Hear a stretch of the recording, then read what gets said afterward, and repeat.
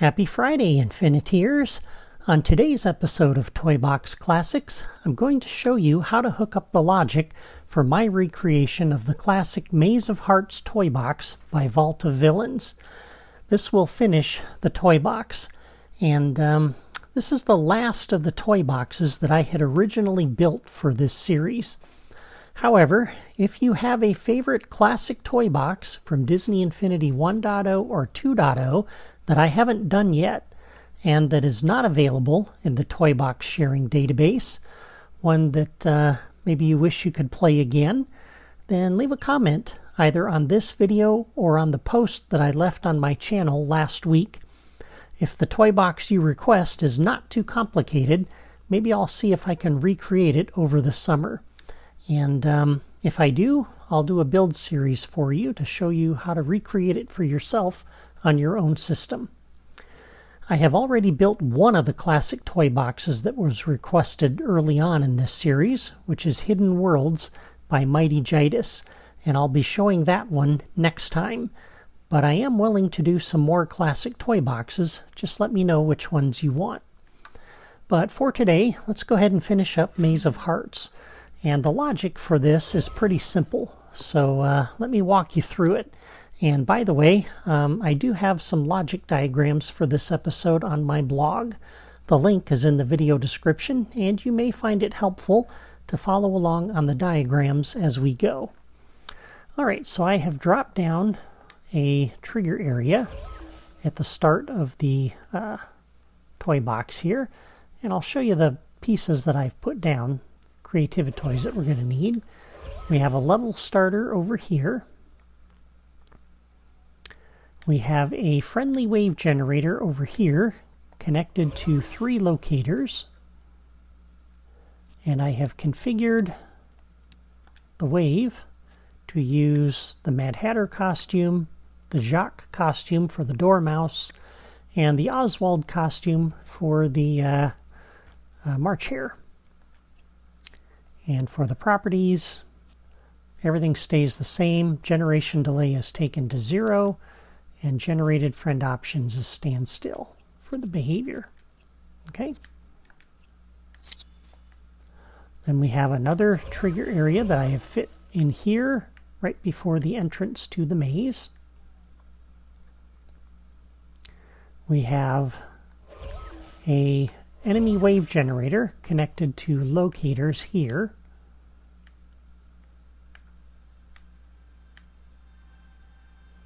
And I've configured this to use a mixture of the different card enemies. And all of the properties on all of the enemy wave generators are configured the same.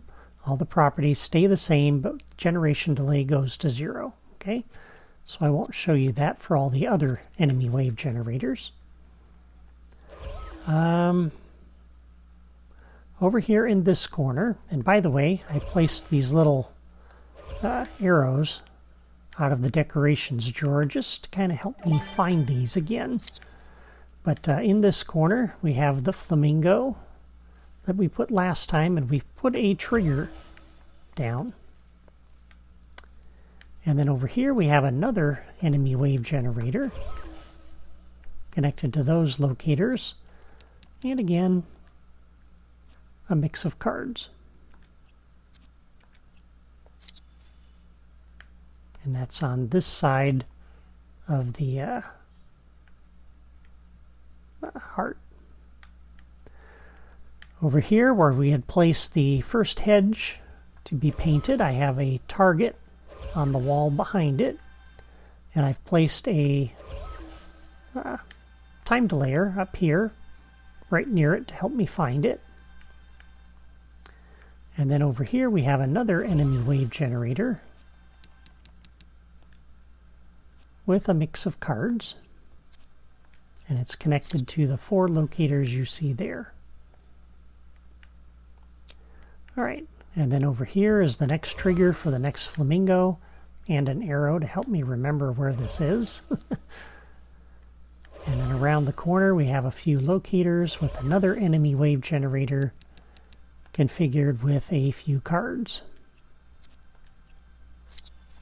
beyond that, a trigger area here. Okay, over here with the next hedge, we have another time delayer and another trigger. Making our way around over here. That last hedge, we have another time delayer and another trigger. And then if you come back around here, we have an enemy wave generator connected to 3 locators, and the wave is configured with some of the card enemies. And then over here, where we have the 2 benches on either side, we have some locators in here with another enemy wave generator connected to those locators and more card enemies. The next flamingo is here. We've added a switch or a trigger there. Over by this flower, we have some more locators connected to another enemy wave generator, again configured with card enemies. And then over here is the last flamingo with a trigger and a little arrow decoration to help us find it. On this side of the central area, we have a trigger area stretching all the way across here. And inside the central area, we have an enemy wave generator connected to locators there. So those 4 locators there, and 1 underneath this pillar. We have another enemy wave generator connected to the locators you see there. And the exact placement of those doesn't really matter. I just want some enemies on this side of the area and some enemies on that side. Then we have a dynamic trigger, which I've connected up to that locator. We have a radar marker, also connected up to that locator, again using the new locator connection. We have a logic gate, a logic and, a sound effect generator. This is out of the Gameplay Toys. Up here we have another trigger area on the exit from the maze. Another friendly wave generator connected to those locators there. And this wave is configured using the Mad Hatter, Cheshire Cat, Jacques, Oswald, and the Queen of Hearts. Again, properties, generation delay is 0. The generated options, I put jump up for their behavior. So they're excited to see you finish the maze.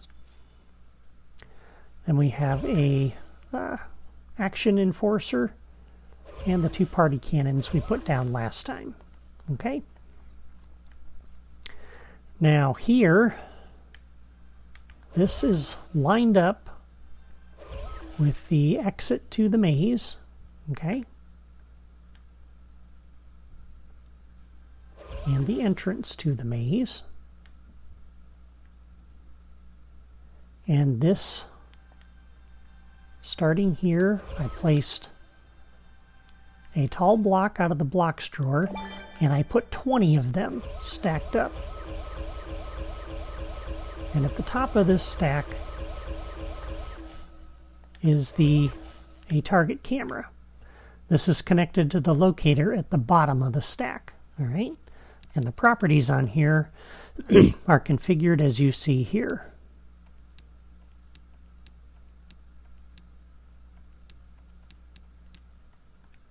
Okay? And again, 20 of these high. And once you've set those, you can delete. Once you place the camera, you can delete all of these and take them out.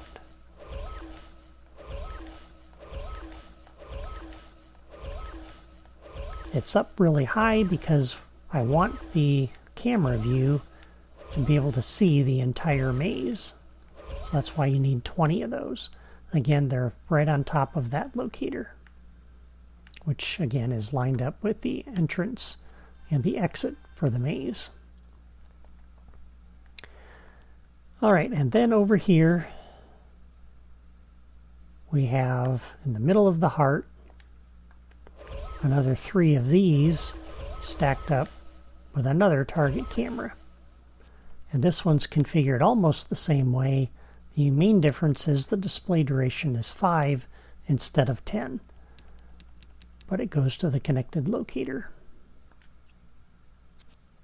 Okay?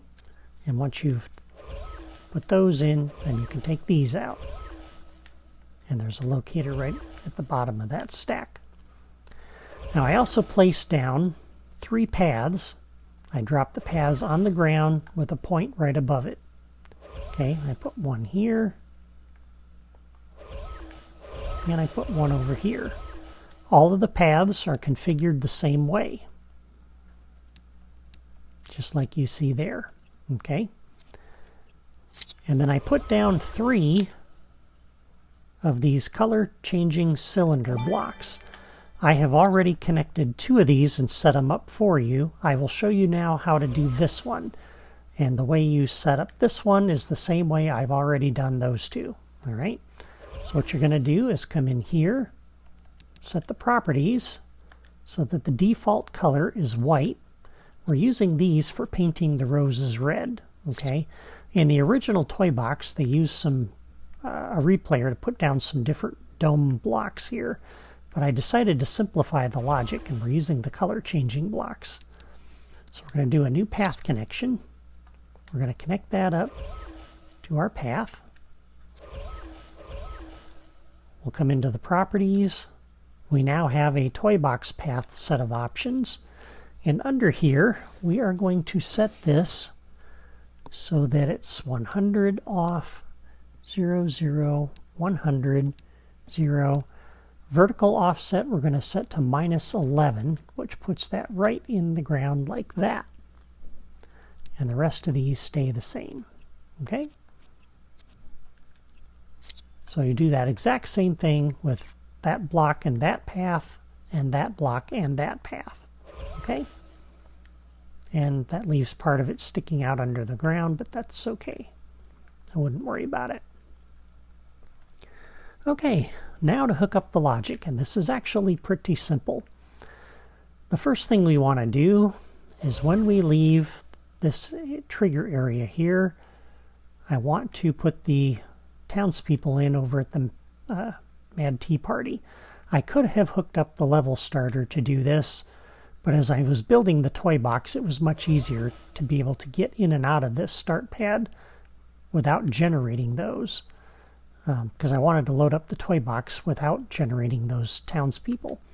So this trigger area lets me do that. So on the trigger area, we'll do a new logic connection. When exited by player any, we will generate the townspeople at the Mad Tea Party. Generate the wave. And on the friendly wave generator here, a new logic connection when the wave is generated. Disable this trigger area, so we only do this once. Okay? And there we go. All right. Next thing we're going to do is when the player enters the maze, there's a couple of things we want to do. First, I want to give them an overview of the maze. And so when they enter this trigger area, when entered by player any, we want to come over to the target camera way up here and activate this. That is going to look down on the maze, and that way they can kind of see the maze, maybe take a screen grab of it with their phone or whatever, and that'll help them navigate the maze. Second thing we will do on that trigger area is a new logic connection when entered by player any. We will generate the first enemy wave generator over here. Okay. And that gives us those. And I'm going to leave this trigger area enabled. So if the player wants to come back and walk through there again, they can get their camera view up there. All right, so that's it for that. This is pretty straightforward. Okay, let's hook up the flamingos next. So on the trigger is going to record the fact that the player has found this particular flamingo. And we do not want to open the door to the exit over here until they have found all of the flamingos and they've painted all of the roses red. And that's what we're using this logic and for, okay? So we're going to hook all of these things up to this, and it isn't until the player interacts with all of these toys we're going to hook up to that they will then be able to open the door. And so what we're going to do is on this trigger, we'll do a new logic connection when stepped on by player any. We're going to come over to our logic and input. The other thing we will do when the player does step on that, we'll add some enemies into the toy box. So new logic connection when stepped on by player any. We'll come over to our enemy wave generator here and generate the wave. So when they come out of this little area, they'll have some enemies to greet them.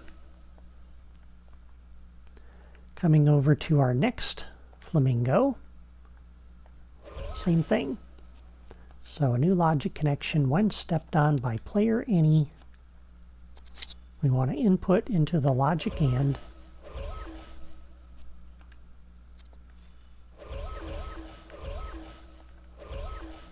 And then when stepped on by player any on that trigger, we will generate these enemies. Okay. And then over at this one, same thing.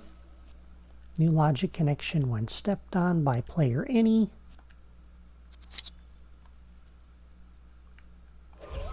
We'll come over to our logic and input, and then we'll add some enemies into the toy box. New logic connection when stepped on by player any. We will add some enemies here. So every time the player comes out of that part of the maze, when they backtrack and make their way out, they'll run into some enemies. And then the last trigger is over here. So when stepped on by player any, again, input into the logic and.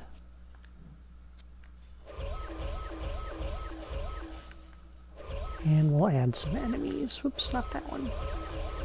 This one. When stepped on by player any.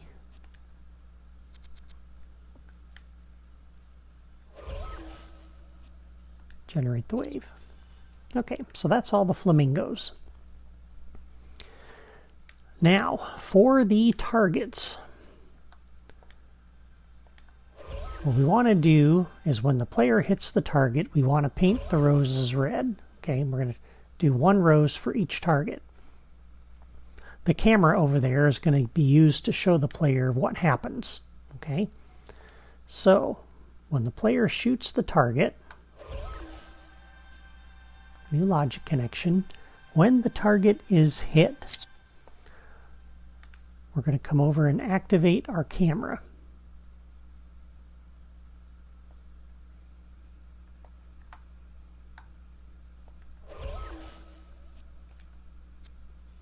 Again, that's connected to the locator down there.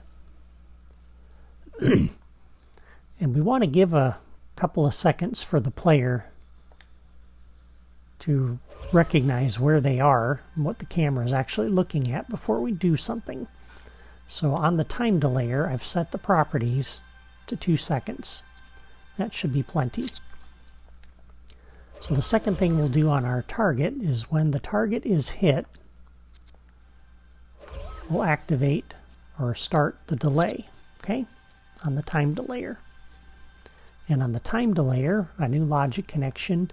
When the delay is completed, then we'll come over and paint the rows red. And each target should connect to a different rows. So if you look at this as the heart and the maze, basically this is the one on the right side of the maze. So we'll go ahead and paint this one red. So we'll open up that cylinder and change the color changing block cylinder to red. Okay? So that's pretty easy. And then of course the other thing we want to do is we need to make a note of this and input into the logic AND. So on the target, new logic connection when this is hit. We need to make a note of that here. So on the logic AND we'll input. And once they do that, we'll add some enemies into the toy box as well. So when the target is hit, we'll come out over here and generate some enemies. Okay, and I've placed the enemy wave generators again the way you see, so when they backtrack, the enemies will be there. The other part of it too is I'm hooking it up to the target versus the time delayer, so that by the time the camera, the 5-second camera is done over there, and the camera view returns and they start to back out, those enemies should have been generated. Okay, then we come to this one near the middle of the maze. This one works the same, but we don't have any enemies to generate for this one. So on this one we do a new logic connection. When the target is hit, again we'll come activate our target camera. The properties on this time delayer are set the same way the other one was, 2 seconds. So on the target, new logic connection when hit. Start the delay. On the time delayer, a new logic connection when the delay is completed. We'll turn the middle rows red.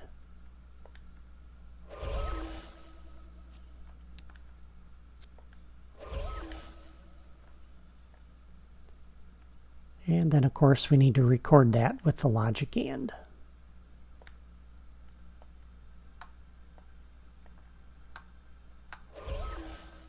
If I can select it.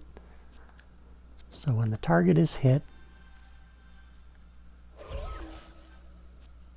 input to the logic AND. All right, one more target over here. When the target is hit, come activate the camera. So hopefully you can see this is pretty straightforward. I've already done the hard part and figured out the logic. I'm just showing you how to hook it up, and it's pretty easy. On the target, new logic connection when this is hit. Start the delay on the time delayer. Again, that's set to 2 seconds under properties. Then a new logic connection on the time delayer. When the delay is completed, we want to set the last rows red.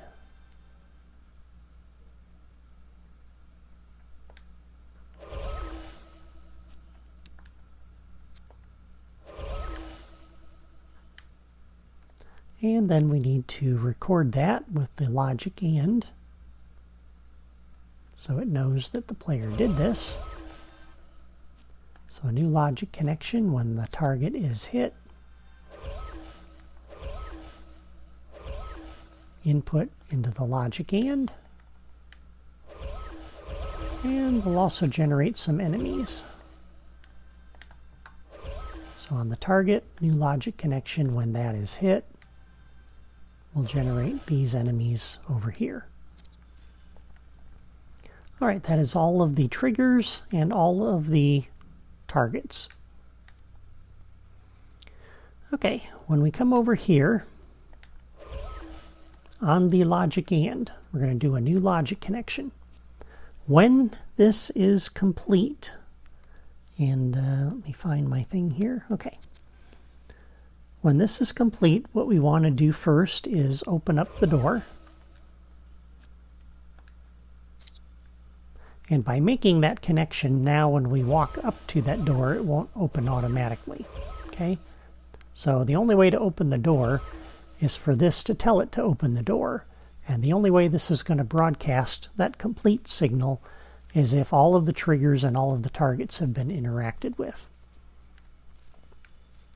Okay, and then on here, next thing I want to do, since the player is getting ready to leave, let's go ahead and clean up the memory back here, because we're going to have to generate some townspeople at the end of the maze.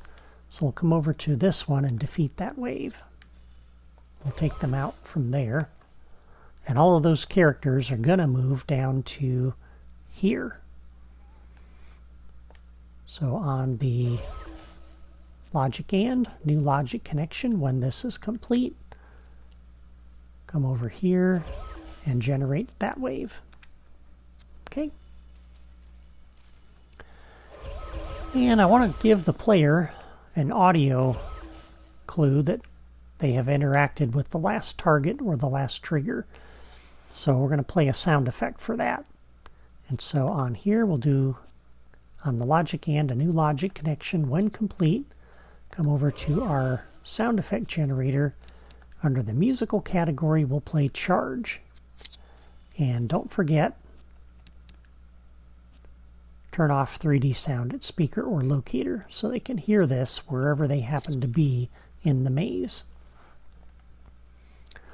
Okay, so the player will be somewhere in the maze, and when they interact with the last target or the last trigger, they're going to hear that sound. I want them to know where they need to go. And so I'm going to set up a radar marker over here to guide them to the door. That's what we're going to use this radar marker for. And so I've already connected that to the radar marker and the dynamic trigger. The properties on the radar marker are set to beacon type yellow arrow, beacon location is locator, and all of these are off. Okay? Because we're not going to turn that on until we're ready. And on the dynamic trigger, the properties are set up with the target being the locator and trigger distance of 10. Okay. And I want this to be off before or at the start of the level. We only want to turn this on after that door has been opened. So this is why we need the level starter. So on the level starter, new logic connection on catalyze. We'll come over to our dynamic trigger and turn it off.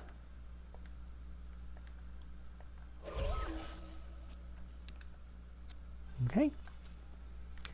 And so when we open the door with the logic and, that's when we want to turn that on. So on the logic and, a new logic connection, when this is complete, we'll turn on that dynamic trigger. And we will turn on the radar marker as well. So when that's complete, we'll activate the radar marker. That will put the radar marker here at this locator, which will kind of guide the player back to this area. And then once they get near the door, that will trigger the dynamic trigger here, and we'll use this to turn off the radar marker. So on the dynamic trigger, a new logic connection, when entered by player any, we will deactivate the radar marker. Okay? All right.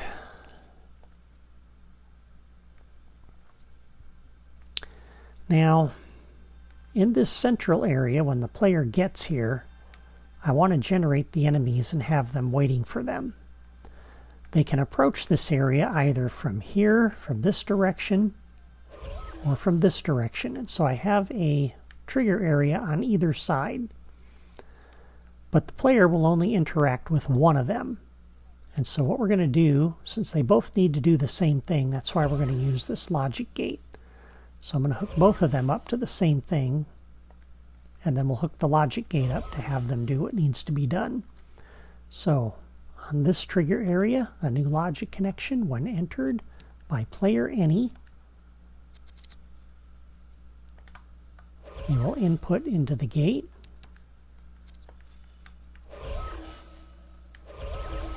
And this trigger area, new logic connection when entered by player any, we will input into that logic gate. Okay? And we only want to do this once. Doesn't matter which trigger area they enter, but when they enter one of them, we're only going to do it once. So first thing we'll do is on output from the gate, we'll deactivate each of the trigger areas. And a new logic connection on output. Deactivate that trigger area. And then the rest of what we want to do is generate the enemies. So new logic connection on output. We're going to generate that enemy wave. New logic connection on output. We'll generate that enemy wave. So no matter, again, which trigger area you enter, it's going to come through this logic gate. It'll generate both of those sets of enemies and then deactivate both trigger areas. Okay? That's all that's really being used for, is just to have some enemies waiting for you when you finally find this central area in the maze. All right, and then the last thing we need to do is on the exit. So that'll be triggered with this trigger area. So on this trigger area, a new logic connection when entered by player any. First thing we want to do is set off our party cannons, and we'll do a grand finale. A new logic connection when entered by player any. Grand finale. We'll play a sound effect. So a new logic connection when entered by player any. I'm going to play my standard end of mission sound effect that I like to use, which is musical fanfare. Another thing we want to do is have all the players celebrate. So on the trigger area, a new logic connection when entered by player any. Come over to our action enforcer and have all of the players celebrate. And on the action enforcer, a new logic connection when an action is attempted will deactivate the trigger area, because we only want to do this one time. Okay, and that is everything. That is all of the logic for the toy box. At this point, you can delete all of these 4 arrows and move all of the Creativitoys here below the terrain. All of these over here, and so on. The time delayers there, friendly wave generator there. And then save your toy box. You probably want to reload it or hook a button up to this level starter and push the button to make sure that dynamic trigger is turned off. And then you can go ahead and play it. And there you have it. The Maze of Hearts toy box is done. So if you want to play through this toy box and enjoy it again, now you can. Be sure to come back next week as we begin taking a look at some more classic toy boxes that you guys have requested. And up first will be a wonderful Rapunzel-themed toy box called Hidden Worlds. You won't want to miss that, so if you haven't subscribed to my channel yet, be sure to do that before you go. And again, if there is a classic 1.0 or 2.0 toy box that you would like to see me recreate, let me know in the comments. Thank you for watching and have a great weekend.